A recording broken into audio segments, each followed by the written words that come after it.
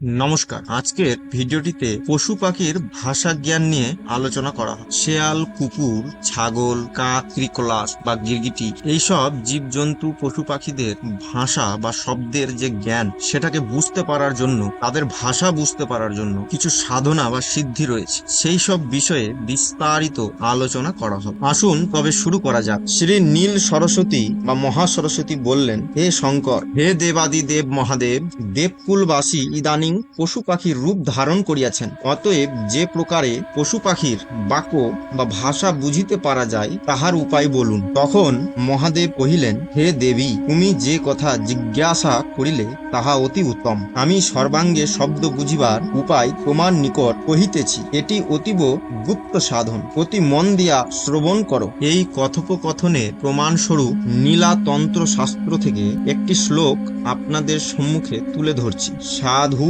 পৃষ্টাং তয়া দেবী পশু বাক্যাং প্রবোধনম আদৌ তু কথয়স্যামি পশ্চাৎ সাধনম উত্তমম। এর অর্থ প্রথমেই বলা হয়েছে, তবে প্রমাণ দেওয়ার জন্য শুধু শ্লোকটি বলা হলো। আসুন তবে কুকুরের শব্দ জ্ঞান দিয়েই শুরু করি। সাধককে কোনো নির্জন স্থানে গিয়া নিম্ব বৃক্ষর নিচে অর্থাৎ নিম গাছের নিচে ধূপ দীপ নৈবেদ্য প্রভৃতির দ্বারা নিশিত সময়ে অর্ধরাত্রিতে কালিকার পূজা করতে হবে। পূজা সম্পন্ন করিয়া অযুত অষ্টবার অর্থাৎ ৮০,০০০ বার মন্ত্র জপ করিলে সাধকের সিদ্ধি প্রাপ্তি হয়। মন্ত্রটি হল স্ফিং স্ফিং স্বাহা। এই মন্ত্রে সিদ্ধি লাভের পরে সাধক কুকুরের শব্দ বুঝিতে সক্ষম হইবেন। এইবারে কাক শব্দ জ্ঞানের সাধনাটি বলি। শাস্ত্রে বলছেন, কাকপুচ্ছং মহেশানি মূর্ধি সংধার্য যত্নতঃ কালী বীজং তথা কাকালী মন্ত্রঃ উত্তমঃ চিতায়ং ষট সহস্রাণি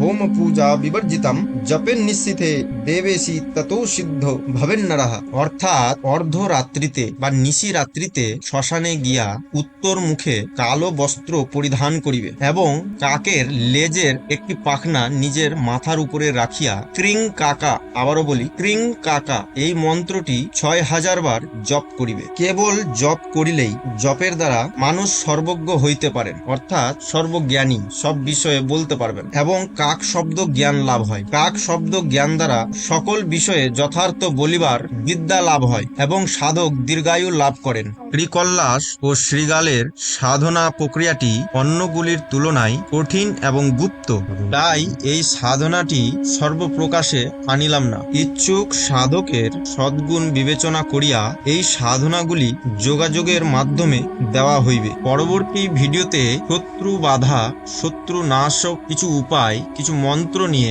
আলোচনা করা হবে। ধন্যবাদ।